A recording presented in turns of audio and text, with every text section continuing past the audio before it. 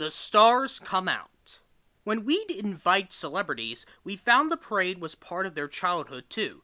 They became kids again and ran for their floats, said Jean McFadden, the parade lady. The leading lights of stage, screen, and television lent a special glow to the Macy's parade, but the event was already 10 years old before the first national known personality made an appearance. In 1934, a balloon bearing the visage of singer-actor Eddie Cantor joined the fun. When the procession passed the marquee at 34th Street, Banjo Eyes himself, a true superstar of the day, was there smiling and waving. While Eddie's balloon was the first and last to carry the image of a living person, the parade meisters were delighted with the attention that Cantor aroused and decided to bring in more stars in future parades. The following year, Brillo-haired Harpo Marx, happy to promote the brothers' latest flick, A Night at the Opera, brought his madcap excitement to the festivals, and the famous big band leader Paul Whiteman showed up as well. 2 years later, Whiteman's colleague Benny Goodman made the swinging scene, and in 1941, Diana Shore sang carols from the marquee. The only entertainment during the war years was provided by New York City's effervescent Mayor Viola LaGuardia, who, in helping Macy's donate rubber from its balloons to the cause, slew a green dragon with a knife. The cast of Miracle on 34th Street brightened the affair in 1947, and life immediate art as Edmund Gwenn reprised his turn as the parade Santa. Milton Berle, attired as George Washington, closed out the decade when he served as Grand Marshal. Uncle Middle would revisit 33 years later in different garb. He was Cinderella, remembered Jean McFadden, parade director during Berle's second turn. We got so many letters from people upset that a man was in drag in the Macy's parade. Hello, Milton Berle made his living in drag.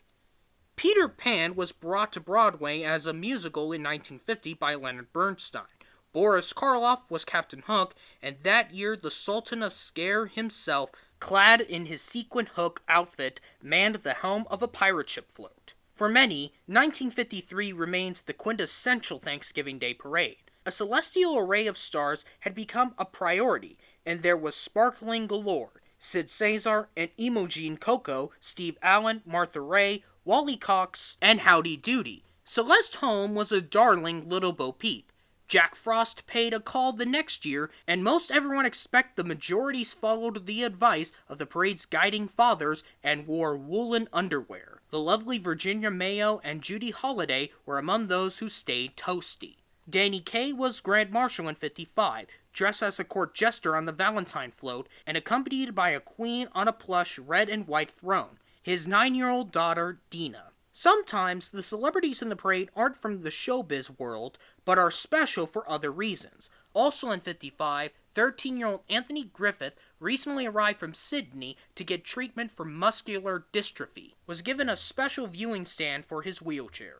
4 years thereafter, a 9-year-old girl described in the Times as looking slightly seasick was a special eminence indeed aboard her boat float. She was Emily Service Grinnell of New Bedford, Massachusetts, and the great-great-granddaughter of one Emily Morgan.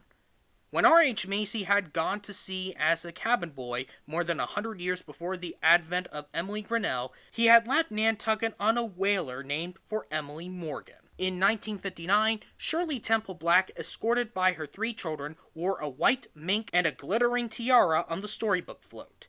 It was a bone-chilling day, but her husband Charles marched beside her the whole way. They really cranked up the parade here, didn't they? He exulted. The children are very excited. This is their first trip to New York. Such enthusiasm was welcomed by parade officials, of course, but could cause trouble. The problem we had with some stars was trying to keep them from waiting to come back year after year. There wouldn't be room for all of them, said McFadden. They had such fun, they wanted to reserve their places. Bob Hope proved a merry king of the parade in 1960 when he was able assisted by the cast of the top-rated TV odor Bonanza, much later recalling how fine the experience had been.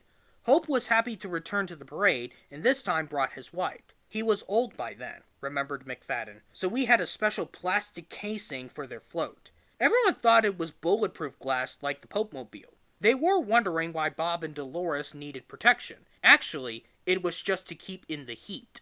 A tradition was begun in 1961, when sports legends Willie Mays, Jack Dempsey, Arnold Palmer, and Otto Graham joined in the celebration. From that year on, athletes would always be included. Typically, batting champions, Super Bowl winners, and hometown heroes like the Yankees and Mets. There have been in more recent years magic acts. In both 1974 and 77, Doug Henny unsheathed his splendid style of prestidigitation and many music acts. Only Diana Ross's aristocratic beauty prevented her from resembling a worm when she wore a bright green suit and sang atop a 2-story tall apple in 75. Most singers just lip-synced their songs, said McFadden. Not Jesse Norman, the opera star. The rain was pouring and it was cold. I was worried about her voice, but she insisted on singing, and let me tell you, she sang. McFadden remembered other situations with her singers. The year the littlest Osmond could hold it no longer and required a change of trousers. The year a Roberta Flack impersonator showed up and tried to steal the star's spot on a float. But her favorite concerned Ricky Martin's old boy band, Menudo. They were big like the Beatles, she said. They wanted to sing at the parade. We couldn't put them on a float. We would have had a riot. Only 3 people knew they were going to perform. I hid them in a loading dock, and then the bus drove into Herald Square, and they played on top of the bus. Then we drove them out of there fast. That was the biggest sensation I can recall, except Santa, of course. That's why we did away with grand marshals. This is Santa's parade. Even Menudo can't top Santa. Picture descriptions. Eternal showstopper Ann Miller wound them on Broadway in 1979. Much earlier, in 1951, William Boyd, aka Hopalong Cassidy, worked the street atop Trooper. 3 songbirds, Dusty Springfield saying, "You don't have to say you love me" in 1966, Christina Aguilera waved to fans in 1999. In 1979, Miss Ross, diva to the core, toured the Big Apple on a Big Apple. From 1962 to 1972, host Lauren Green and Betty White were to Macy's what Bob Hope was to the Oscars. The Cantor balloon was one of a kind, and so was the nattily-dressed Jack Palance, a star of a classic western, Shane, Sans Spurs. Hopalong rode his horse, and so did Roy Rogers, Chuck Connors, and the Lone Ranger. The lovely Burl, with his little prince, Ricky Schroeder, spurred quite a stir. Bob and Dolores stayed warm in their Hope-mobile. In 1952, Grand Marshal Jackie Gleason posed with fellow TV stars Jock Ranger Ryder Mahoney and Jack Sterling of the show Big Top. Men of Action. Tap dancing Ben Vereen was resplendent in Tales in 1975. The same year, daredevil Yvel Knievel popped a wheelie on Broadway.